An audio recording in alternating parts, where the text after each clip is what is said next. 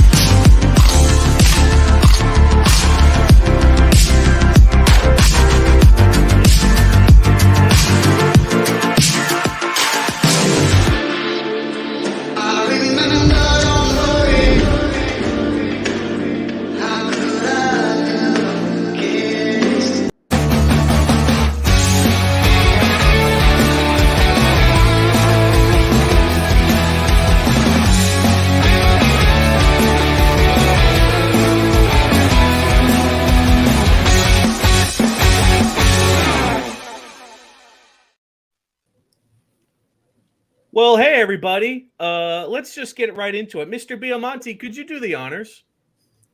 And now, stand up and make some noise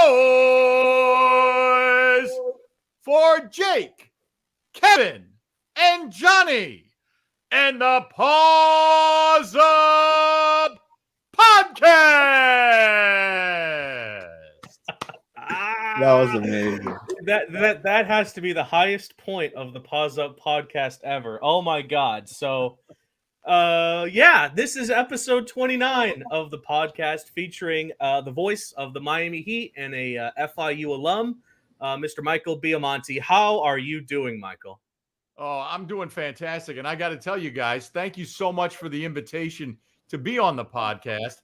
And what a way to get it started with that incredible video that I'm sure is going to get every FIU fan so excited for the upcoming season, and especially to see what that night is going to look like on October the 11th when we play UTEP wearing those Vice uniforms. That obviously I know a little bit about teams that wear the Vice uniforms, and so here in South Florida, that really is something that's very, very catchy, very magnetic, means a lot to this city. And so I'm excited to be a part of that with FIU. More importantly, I'm excited to be a part with you guys to talk about FIU.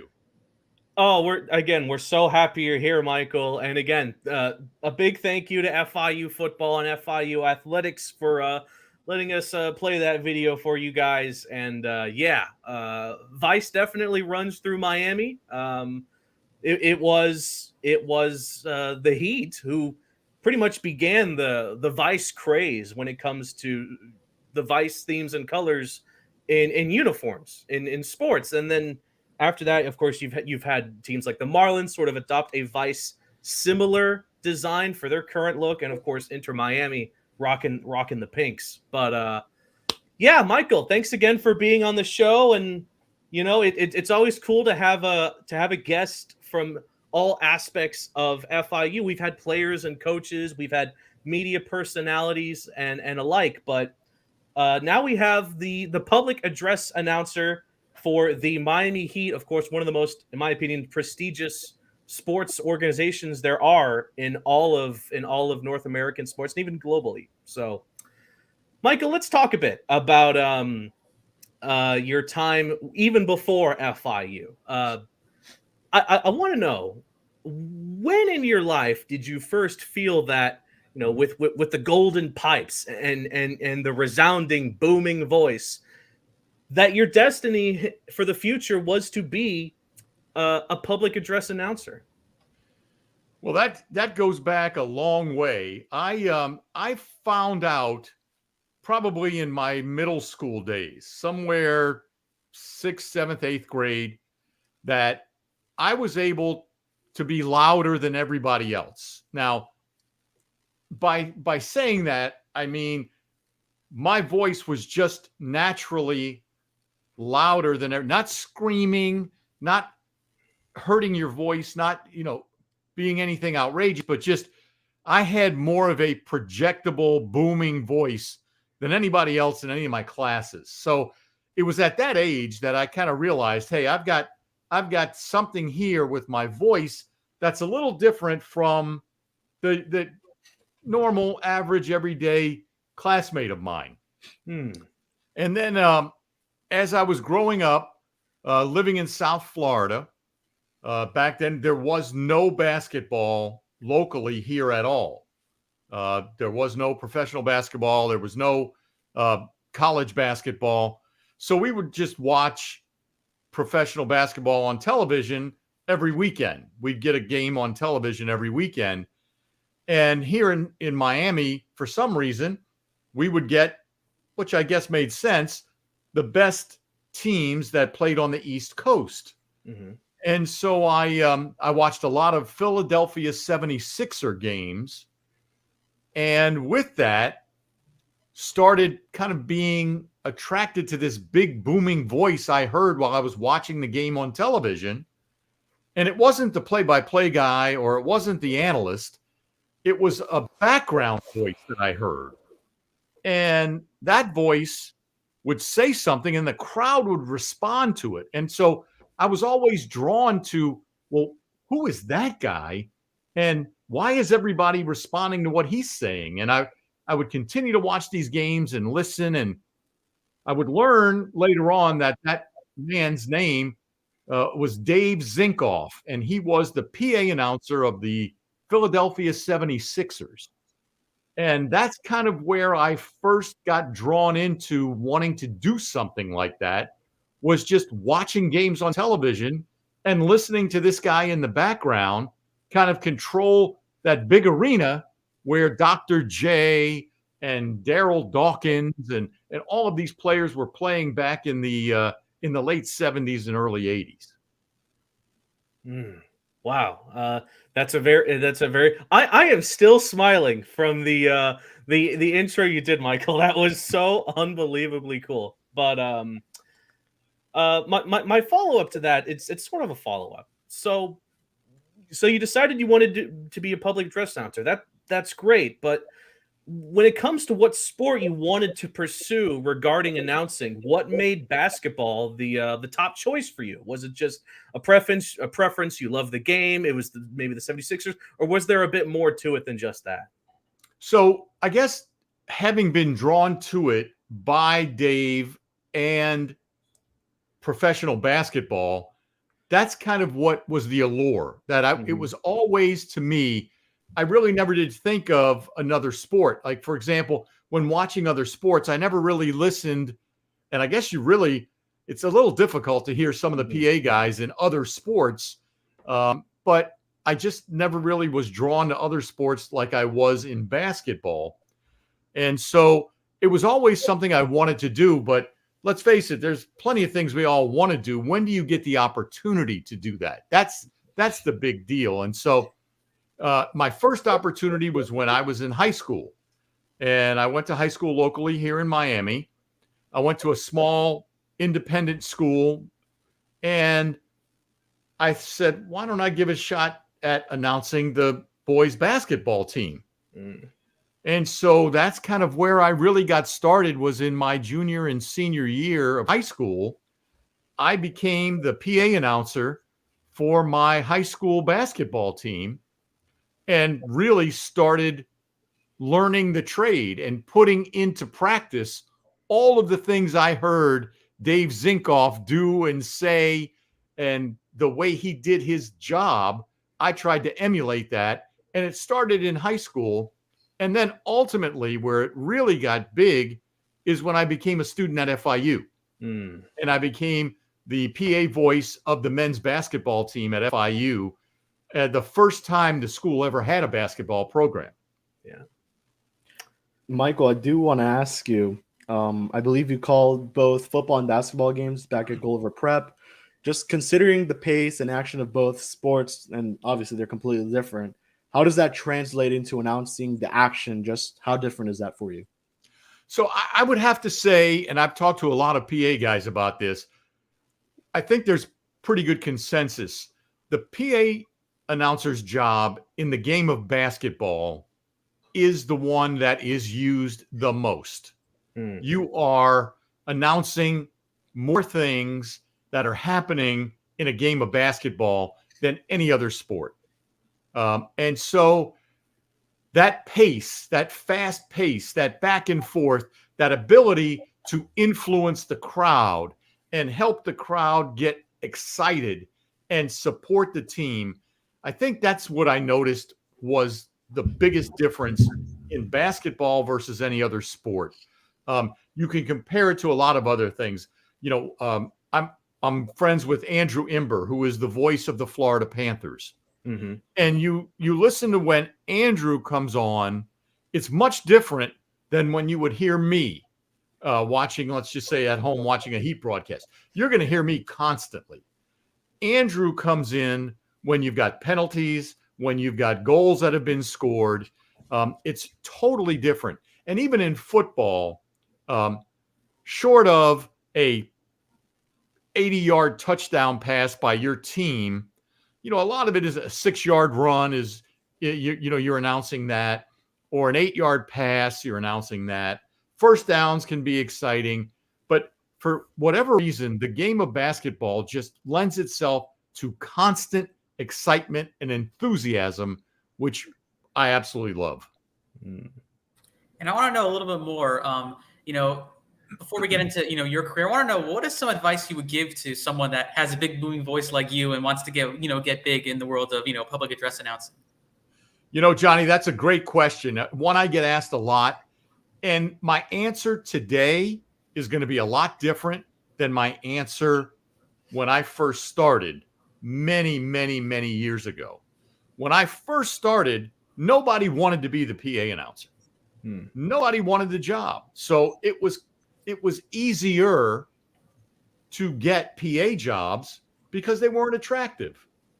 Now we fast forward to today, they are as competitive as any other job in broadcasting. So my biggest suggestion to up and coming and aspiring PA announcers is start to build your resume by proving you can handle an open mic and be trusted by the organization that gives that open mic to you. Because remember, you control what comes out of that microphone. Mm-hmm. And then build your resume by showing you can handle big events. What do I mean by that? Tournament games, championship games, state finals games, games that have big stakes that really matter.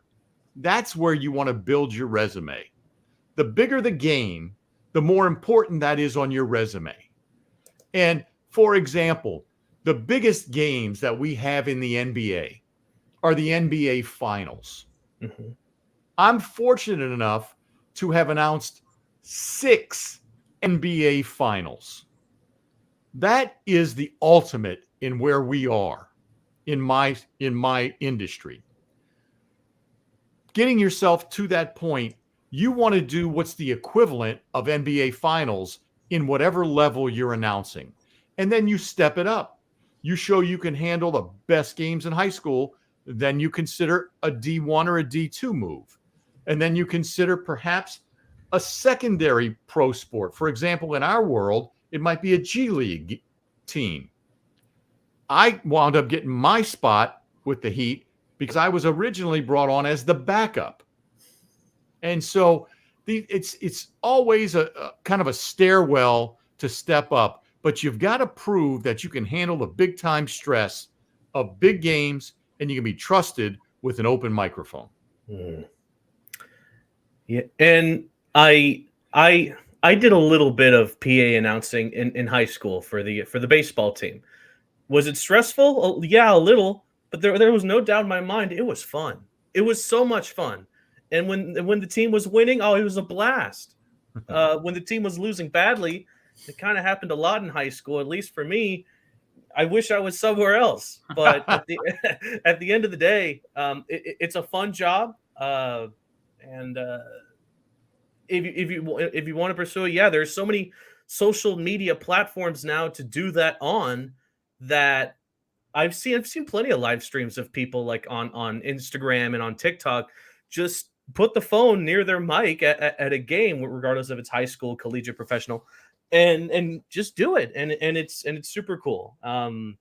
So and one of the parts about being the PA announcer, especially for you, Michael, having those iconic quotes that people remember you by. So you have a lot that you use in Miami Heat games. So I'd love to know when you initially both thought of and then implemented these quotes in actual games, starting off with 2 minutes, dos Minutos. Yeah, nice job, Kevin and Johnny. An amazing crowd we have here today.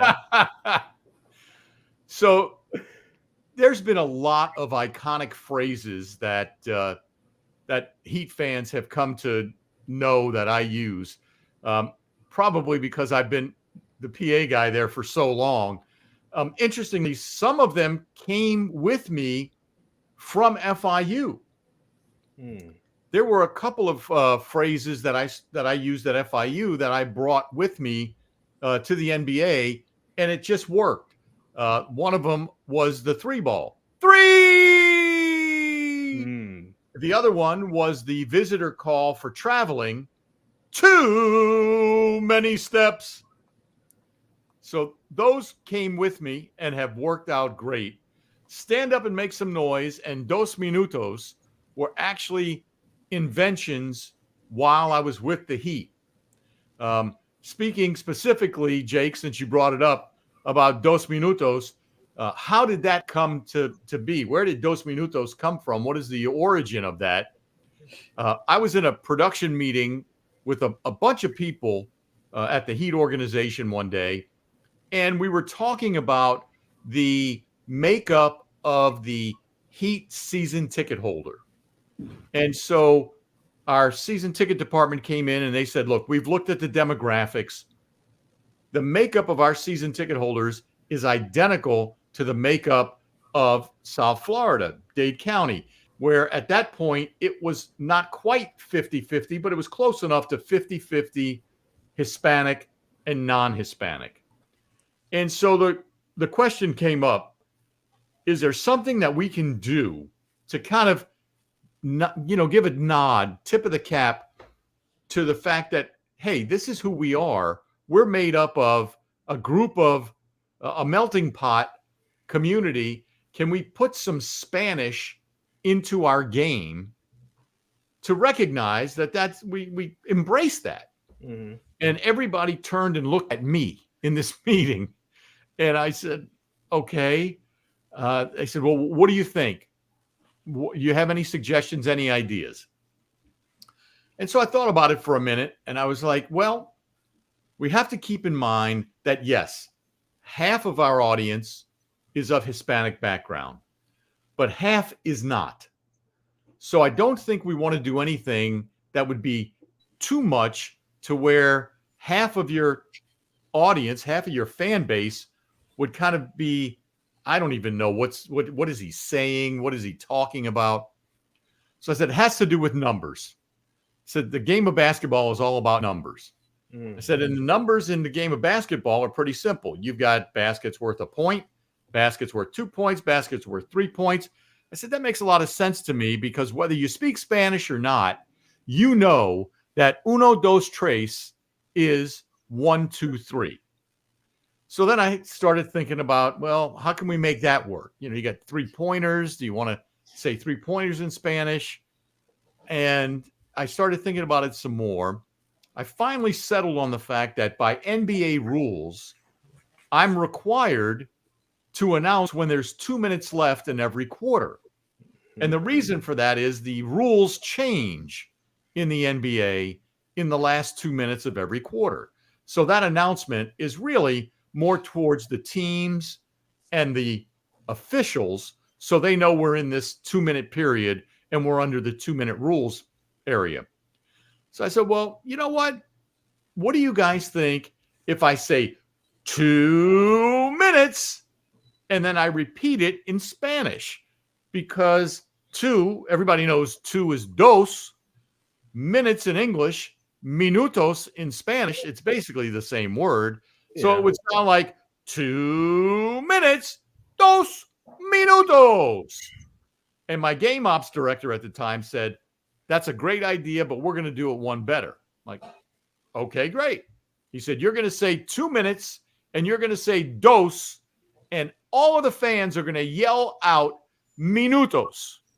I said, well, that sounds great, but how do we get 19,000 people to know to say minutos and when to say minutos? He said, you just leave that to me. So for an entire season, we got our hype squad to carry around giant signs that said minutos on them. And they would go to different sections of the arena every night. And they would warn the fans, Michael B is going to say dos. We're going to lift up the signs and you're going to say minutos. And so we did that for a whole year.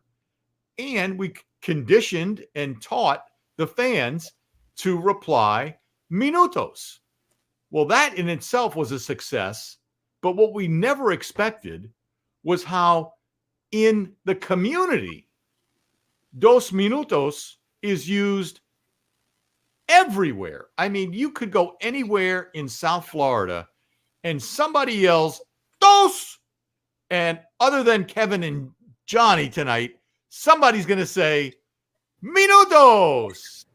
So that was unexpected in how that's become iconic in South Florida. But it does happen. I hear from moms and dads who say they use that with their kids every single night.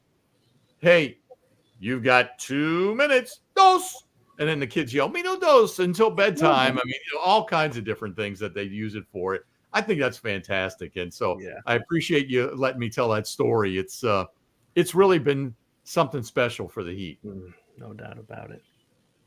Yeah, I mean, I know for me personally, you talk about the big booming voice. I think that the first memories I have, like during the Big Three as an 8-year-old, is your voice, and I think about is the Seven Nation Army going, your voice doing the and now that's the one for me, and like you're the first person that I can say that like I can remember that voice, and now in 21-year-old, and grateful enough during FIU, it's kind of come full circle a little bit.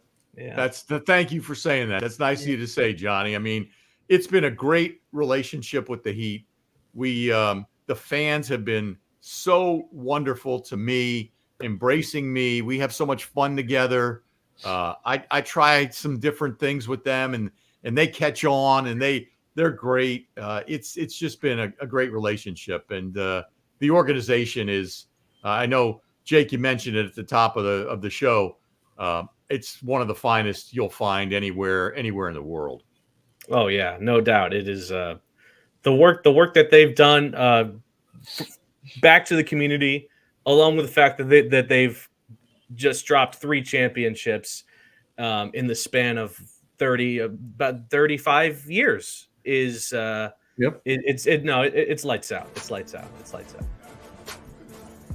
Lights out! Lights out! I always have to see these coming from you, Jake. Yeah, you better. Yeah. we have the one time a show requirement. Yeah, you're right. Yeah. Alrighty, Michael. I do want to ask you about FIU. Of course, you had the announcer experience in high school, but what was the process like for you getting hired by FIU as a student, and how important was your work, your past work? How did that help you land the gig at FIU? So, Kevin, I appreciate that question. So I had just come off of announcing a season or two in high school, and I was applying to college, and obviously FIU was one of the colleges I applied to. And on that application, it asked what any accomplishments you had in high school that you were most proud of. And at the time, we were the only school of our size. It's a very small school, 2A, that had an announcer announcing the basketball program. And so for me, I was proud. I was the one who started that. So I put that on my college application at FIU, that I started the PA announcing program for the boys basketball team. We were the only school in Dade County doing it. And so that was on my college application. So I start at FIU. I enroll, and out of the blue, I get a phone call at home one day from the sports information director at FIU, who says to me, "Michael, your college application was passed on to me by the admissions department because you mentioned that you were a PA announcer in high school. This is our first year of having a men's basketball program, and so we need to fill all of these jobs that you need to run a basketball program." And he said, "Would you be interested in auditioning as the PA announcer for the FIU men's basketball team?" I said, "I'd love to. I'd be happy to do that." So I went. At the time, there was no on-campus arena. Right. So we were playing at various locations, any place we could find that had an open gym. That particular season, we played a lot of games in a high school in Sweetwater. And so I went to the high school and I announced the game. And the next day I got a call and was offered the job as the PA guy for the FIU men's basketball team. And so I announced the team my whole entire college career. And even following my graduation, I stayed with the program for another 5 years. Wow. And didn't leave until I eventually was fortunate enough to get the gig with the Heat, which caused so many conflicts that I met with the university. And I said, I just don't know that I can do both. And I don't know that it's fair to the university that out of 14 or 15 games, I do 4. And so that's when the decision, we mutually agreed that, yep, they'd go in a different direction, bring somebody else in, and I'd leave FIU and focus on the Heat. But that's how I got the FIU job. And I had it for the better part of 10 or 11 years. Can you talk a little about the state of FIU basketball? I know there wasn't an arena yet, and I was hearing that you played in the James Knight Center, which is it's a concert hall. So talk a little bit about that during those times. That experience, Johnny, couldn't have been better for me because I went and announced in so many different venues. The strangest one being the James L. Knight Center. As you mentioned, the James L. Knight Center is basically a concert hall or a theater hall. And by that, I mean all seating on one side, and then you had a stage where the performers would perform. In our case, instead of the stage, you had a basketball court. So you had everybody sitting in these really comfy, plush seats, the home fans, the visiting fans, all sitting together, watching a basketball game all in front of them in a really unusual landscape for basketball. I don't know how else to explain it. It was the most unusual thing I've ever done. Now, doing gigs like that was very beneficial to me because the people at the James L. Knight Center got to know me fairly well. And so that lended itself to probably one of the most famous gigs I've ever had that not a lot of people even know about. I got a call one day from the manager of the James L. Knight Center saying, I have a gig that I think you'd be great for. I've got an organization that's looking for a ring announcer. And I said to him, well, that's great, but I've never done boxing before. He said, oh, no. It's not boxing. It's the World Wrestling Federation. Yeah. And so I was hired by Vince McMahon and the World Wrestling Federation. Now, you would know it now as WWE. Mm-hmm. This is going way back into the mid 80s, where it was the World Wrestling Federation. And I spent 2 years in Miami and West Palm Beach as the ring announcer for Vince McMahon, working with greats like George the Animal Steel, the Iron Sheik, Hulk Hogan, Andre the Giant, just amazing names, legends everywhere, in the ring with them. And so that was, and the only way I would have gotten that job was because of FIU and the fact that we were basically gypsies. We were going and playing games anywhere we could find a spot. So that, you always, and I, again, going back to some of the things you asked me about the young up and comers, I always tell them every gig you do, your next hire might be sitting in the stands somewhere. So you never know.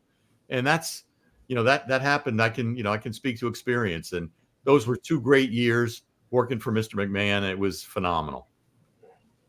Mike, you've had quite a bit of nicknames, throughout your announcing career, but I think the most iconic one is obviously The Voice. And I believe that one started at FIU, but, just kind of take us through who kind of created the nickname and just the origin story, I guess, of the nickname The Voice.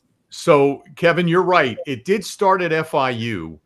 I'm fairly sure it started with a coach. It may have been Rich Walker, the first coach that FIU ever had, a basketball coach.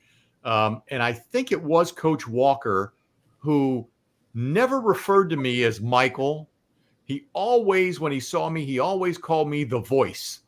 And so I think that's where I know it started at FIU. I'm pretty sure it was with Coach Walker, and it's stuck ever since. It's even part of, as you see, my social media handle. It's something that I'll take with me forever. That's my moniker. Okay. So you called quite a bit of FIU basketball. How many times have you looked, or I guess it makes more sense, listened back at your work with FIU and said, "Oh, I really liked how I called that game," or "Oh, geez, why did I have to say that?" How many times has that happened, Michael? So, Jake, I'm going to have to date myself here. The ability to go back and watch games back when I was an announcer for FIU is not like it is today. There is no repository where you can go back and look at video for a couple of reasons. Number one, FIU is a very small school. We didn't even have our games broadcast on television. Obviously, the internet didn't exist. We're talking about a period from 1981 to 1992. And so there really is, games were broadcast on the radio. And so that was it. I can't imagine that there's any place where I can go back and listen to what I sounded like back then, like you can today. There's a video record of everything today. Yeah. And so I don't know that that's available, and I'm probably happy about that because I'm sure back in my early days, it would be kind of cringeworthy. Oh, well, then memory-wise, just off the top of your head, is there a specific game during your time at FIU that you were the most proud of being a part of being in the arena when that game happened? Absolutely. Without question, it was the one game where we hosted Georgetown University. Probably, in those 11 years, the biggest school to ever come into Miami. John Thompson is the head coach at Georgetown at the time. The place was packed. I mean, top to bottom, packed with fans. And being able to announce a game of that magnitude against that team was probably the one that sticks out to me over my entire career at FIU, only because of the magnitude of it, how big it was, and kind of the people that were a part of it. You'd see Georgetown, where eventually Alonzo Mourning went to school there. And so that was certainly long before Zoe was there, but still, it was really a game that I remember. And I know that you've called thousands of games, college basketball. What are some differences within, calling PA for college basketball and an NBA game that you've seen? That's a great question, Johnny, and I can really sum it up in one answer, one quick word, and that is speed. The speed of the NBA game is incomparable to the college game. That when I made the transition from FIU to the Miami Heat, that was where I was really had to catch up, because the game moves so much faster. The ball moves so much faster that you don't have the luxury of your team making a basket and you can just take your time and do whatever it is, because the other team is just going to bounce to bring it across the timeline. In the NBA, it's make a basket. It's one pass and they're already at the free throw line down the other side of the court. So the speed of the game and not just the movement of the ball, Johnny, but everything that happens. The referee's signals are faster. Everything that I have to do is it's incredibly faster. And so that was the one thing that I learned was, whoa, we're not in Kansas anymore. I mean, this isn't the old school. This is new now. And then in my career, as the Heat would then progress and get into the playoffs, that would be another lesson that I would learn, because the NBA game in and of itself is fast, but the playoffs are even faster. So those are kind of levels that I had to learn and understand and figure out, to where, my goodness, this thing is moving at a pace that I almost can't keep up with. And so then you have to train yourself and learn and understand, what's going to happen. You just have to expect it a little bit quicker. Alrighty then. Before we talk a bit about the Heat, because it only makes a bit of sense, I did want to bring up something that that students who go to FIU that don't follow the Miami Heat, who don't know you from the Heat, there is one thing they do know you from, and it's right before the start of a football, basketball, or baseball game at FIU. There's this health and safety video that pops up on the Jumbotron with none other than Michael Baiamonte on it. So talk to us about the origins of that. How did that come to fruition? And I know you've seen it. Just what are your thoughts on your acting ability to go along with your announcing ability? So Jake, that story is interesting. So to run that back before that video came to life, the health and safety PA was something that I pre-recorded. Okay. And so it would just be played over the PA as a pre-recording before every game. So I didn't have to be there I didn't have to read it live. It was pre-recorded. And our game ops producer, Scott Yogodinsky, came up with the idea. And Scott said, you know what? Well, let's not play this boring audio clip before every game. Hey, Michael B., do you want to come in and be a part of a video? We'd like to make a fun video, but it would be even more fun if you were in it. And so, sure, why not? Let's have some fun with it. And so he put together this video, which you're speaking of now, where we had the cheerleaders were there, Rory was there, I was there. We were doing the most ridiculous things. It just makes you laugh every time you see it. And so he brought me in. He said, listen, you don't have to do any of it if you don't want to. You can have as much fun as you want. And Jake, as you've seen, and guys, if you've seen, it's pretty hysterical. It is a lot of fun. And so I laugh at it every time I see it. You can't take yourself too serious. And we're getting across an important message. Stop shooting the spitballs, right? That stop doing that. Don't do that anymore. Don't shoot spitballs onto the floor. So it's been fun. We've been talking about, do we need to change it? Do we do something different? And Scott's always like, we've got an award-winning piece right here, so we'll keep running that. So that's what we do. Michael, I do want to ask you, the day you read on the paper or watched the local news and saw that there was going to be an NBA team here in Miami, what was your immediate reaction, obviously, given that they're going to have to fill out a lot of these positions? Obviously, you were the backup PA when you first started with the organization. So just what was your kind of immediate reaction when you realized, there's going to be an NBA team here and they probably need a PA guy?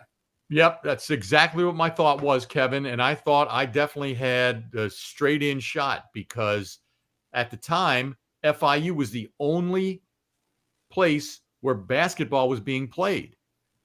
The University of Miami had not started their program up again. So it was just FIU. I was the only guy announcing any quality basketball in Miami. I figured, okay, I got the resume, so I'm going to apply for the job. So I apply for the job and I get a letter back. Thank you so much for your inquiry. We have someone right now for the position. Kind of a thank you so much. Don't call us. We'll call you if we ever need you. Okay. And so just to give a little bit more explanation to that, the Heat being an upstart organization, what's very common is people that start working for a team in its first year do more than one job. So that's how they kind of keep costs in line. So the vice president of communications by day was the public address announcer for the Miami Heat on game nights. So that's how that worked. That was the way that worked out. So they say thanks, but no thanks. And so I announced an FIU, but I got lucky in that a buddy of mine that I graduated from FIU with, who has gone on now, you all may know him as the Spanish radio voice of the Miami Heat. Oh, Jose Pañeda. yeah. Mm-hmm. Jose and I graduated from FIU together, and we were friends at FIU. And so he went and took a job with the Heat originally as a ticket salesman. Wow. And he was nice enough to keep chirping my name into the right people's ears and say, hey, listen, I got a guy. I know a guy. He's really good. I know a guy. And one day I had graduated. I had gone on to a job in corporate America. I was in the insurance business. And I got a phone call at my desk. And it was somebody who said, hi, this is so-and-so from the Miami Heat. Our announcer is sick. We're wondering if you can announce tonight's game. And so my first thought was, which one of my jerk friends is on the other end of the phone playing a trick on me? And then from there, I figured out, well, this is legit. And I said, sure, I'll be happy to. And it was the Heat playing. It was a regular season game. The Heat played the Seattle Supersonics. Now, that team doesn't exist anymore. They've gone on now to become the Oklahoma City Thunder. Yeah. So I do the Seattle game, and I get through it. Thought I did okay. And I get a phone call the next day from the Miami Heat asking if I would be interested in being their permanent backup. So I took that gig and backed up the guy who had the first seat. And he eventually left the team to take a job with a family business in San Diego, California. And so I re-auditioned and I got the gig, and I've held on to it ever since. Next season will be my 33rd with the Miami Heat. So what did being a backup kind of entail for you? Did you just have to sit there and just kind of, just in case anything happened, you were ready to go, or did you have any other jobs aside from being the backup PA? Yep, that was your first example. It was it. I did the one game against Seattle that one season and was never called on again. The next year, they invited me back to do a couple of preseason games just to kind of stay up with the players if they needed me. But my job was to be on call. And all I asked for was a 24-hour advance because I was working in a job that I was going to have to make time if I needed to do this. So, and they didn't need me for that entire season, but it was just kind of to be on call just in case. Okay. Yeah, that's how it worked. Okay, then. So Boy, it's been a while for the Miami Heat, and I know this is going to be a very, very tough question because you've called over 1,000 Heat games. But if you were to make a top 5 in no particular order of your favorite Heat games that you've been a part of, what would that list look like? Okay. I know I can get you to 4 of those 5 games. So in no particular order, here they are. They would be games 3, 4, and 5 of the 2006 NBA Finals. Miami Heat, Dallas Mavericks. Mm-hmm. The Heat are down 0-2 going into game 3. And in the third quarter of game 3, they're down 13.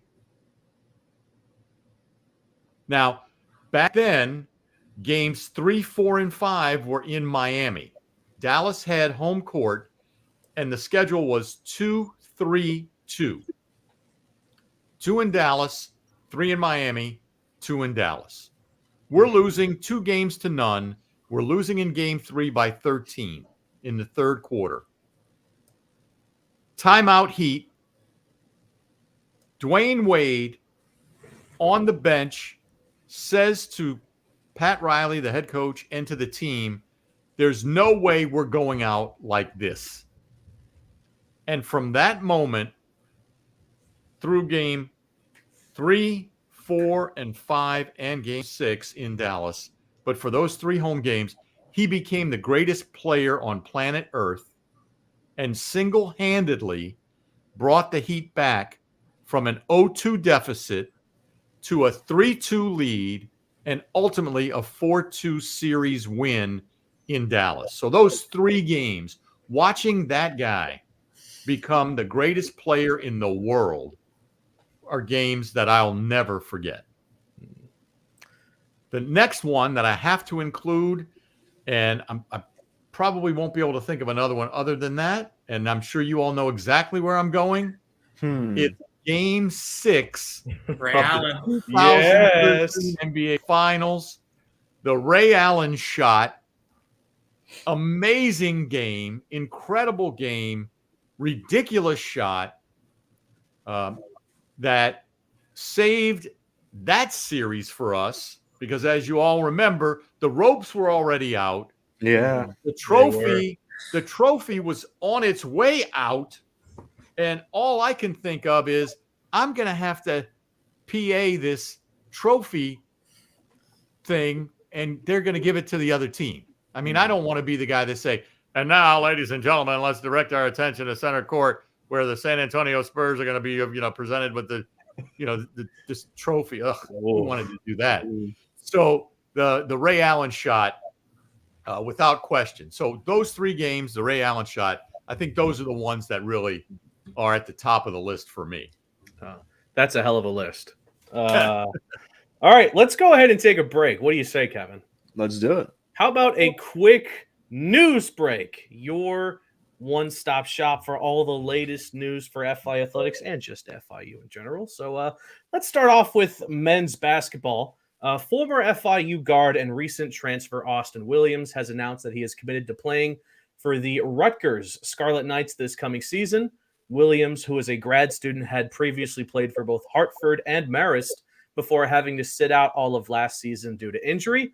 Williams himself, by the way, is from New Jersey, which is where Rutgers is based. Now, on to football. FIU tight end Josiah Meeman has recently been added to the John Mackey Award watch list by the John Mackey Award Committee. This makes Meeman one of 48 student athletes selected to the watch list for the prestigious award, which is presented annually to the most outstanding collegiate tight end. Similarly, FIU defensive tackle Jeremy Passmore was added to the Werfel Trophy watch list, and punter Deton Dayton, still don't completely know how to say it. Thanks, Kevin. Montiel was added to the Ray Guy Award watch list. And finally, our very own Jonathan Mayer has announced a few days ago that he is joining the FIU women's soccer program and will be helping out with, quote, content and media relations, end quote. Of course, this comes off the heel of assisting both ESPN and CBS Sports Network broadcasts last year, primarily for football, I believe. So this comes off, FIU women's soccer has recently unveiled their 2023 schedule, with their opening match against Alcorn State being on August 18th and their first game back home against Jacksonville set for August 24th. And that was your news break. Alrighty. That's a good news break. Well done, Jay. Thanks. Oh, thank you, Michael. That means a lot coming from Michael. So, before we continue on, I do want to highlight all of the charity work that both the Miami Heat and you yourself, Mr. Michael Baiamonte, that you've done in the South Florida community over the span of 3 decades. So, what does it mean to you to give back to the community that you've called home, alongside the players, coaches, and the rest of the organization? Yeah, Jake, I've been very fortunate to have a career in a great community, a community that's embraced me really at every level. My younger days at FIU, and then throughout this 3-decade career with the Miami Heat, and now back again at FIU with the FIU football gig. And so this is my home. This is where I have lived for the majority of my life. And so it only feels right to be able to say thank you to the people who really have embraced me and appreciate who I am and what I do and what I try to do to make games exciting and enthusiastic for them, that to give back in any way that we can. And with the Miami Heat, we do that in so many different ways with the Miami Heat Charitable Fund. But again, whenever I can lend my voice to different groups and organizations that ask for it, just a way to say thank you to a great community that has been so good to me for so many years. Let's talk from a side of FIU football. That's coming up very soon.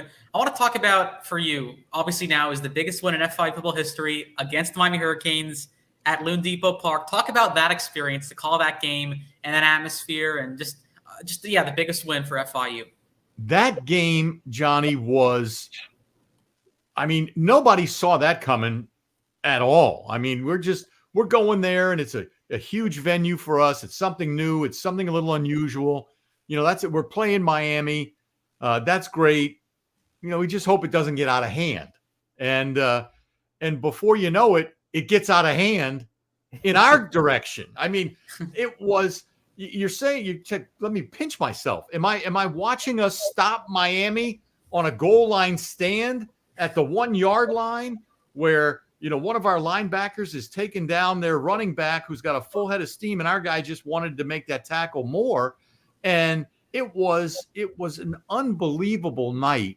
It probably, I did a few of T.Y. Hilton's games, which in and of themselves could be exciting just because he's on the field.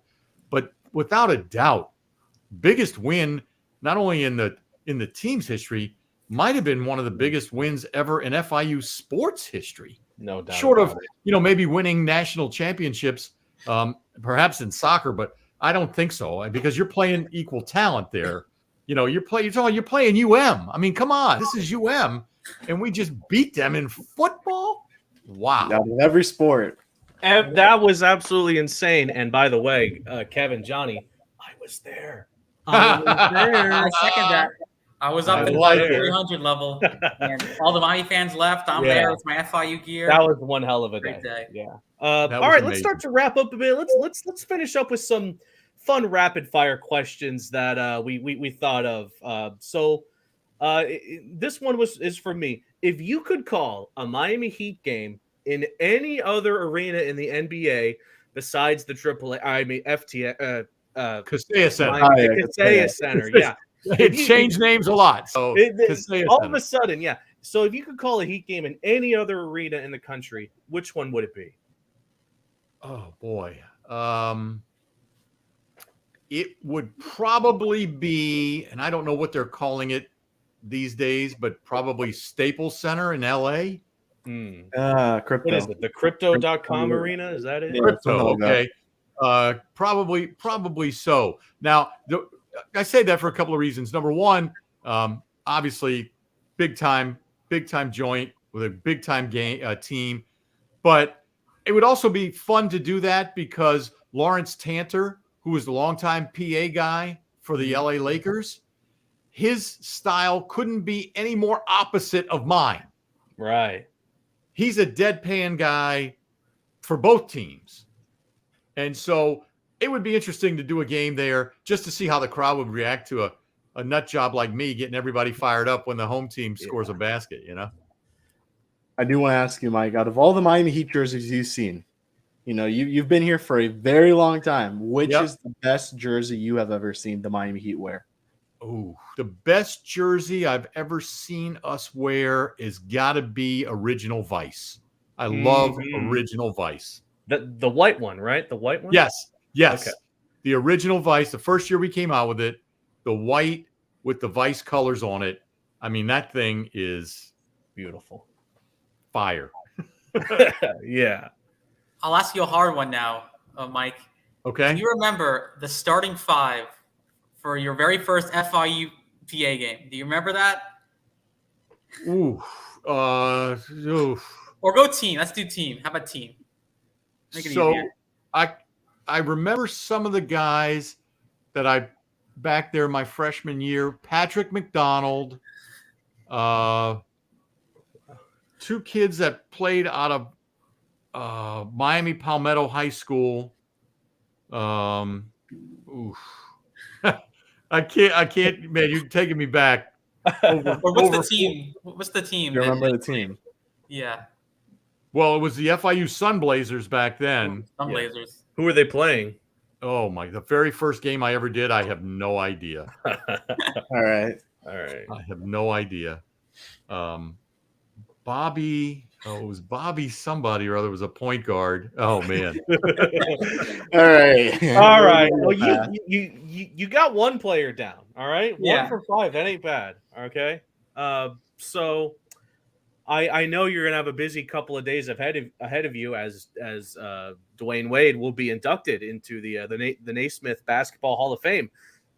In your opinion, who should be the next Heat legend after Wade to be inducted into that Hall of Fame? Well, we've got the Heat's got quite a few.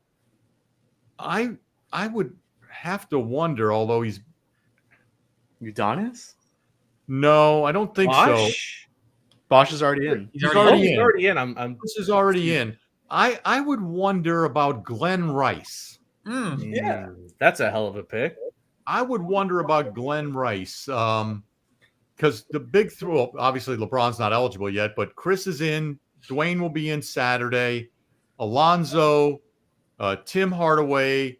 You're talking about players that played for us. Gary Payton, Bob McAdoo, Pat Riley. Yeah. Again, for Shaq, obviously. I would be curious about Glenn. And then going forward. Yeah, because Udonis was more of a Miami, type of player. Yeah. Not a Hall of Fame, He's going to get his number retired. Yes, I don't correct. know yes. He'll be in the rafters. Yeah. He'll be in the rafters. I don't know if he'll be in the Hall. He'll be in the Miami, the 305. There we Hall go. of Fame. Mm-hmm. He's definitely in the 305 Hall of Fame. Absolutely. And I at this point I don't know who. I mean, I don't know that. I think Jimmy's going to have to win some championships to even give some thought to that. Yeah. He built a case, though. I think this season, though, he built a real case. He built a case. Yeah. He's been incredible. You think about his career here in Miami. I mean, folks, we've been to the finals twice with this guy. Twice. We've been to the Eastern Conference Finals 3 times. Yeah. And the 1 year we didn't advance in the playoffs was the year after the bubble, where nobody who advanced far in the bubble did anything the following year. So that was a weird year. Michael, it's been an absolute pleasure having you on the show. Again, thank you so much for joining us. It's been super fun, and Want to give a big shout out as well, again, to FIU football and FIU Athletics for letting us drop that trailer at the beginning of this podcast. Michael, do you have anything else maybe you'd like to say to the fans, to the FIU and Miami fans, anything like that? Sure. I just to our fans at FIU, hey, listen, pause up. I'm excited about this football season coming up. Coach Max got everything working in the right direction. Come on out and watch the team. I promise you, I'm going to make it a lot of fun. It's going to be exciting. It's going to be enthusiastic, and we're going to have a great time. And as always, be sure to like and subscribe to the Paws Up podcast and watch these guys and follow them everywhere they go. Jake, Kevin, and Jonny doing a great job of all things FIU. Paws up and let's go Panthers. Paws up, like the man said.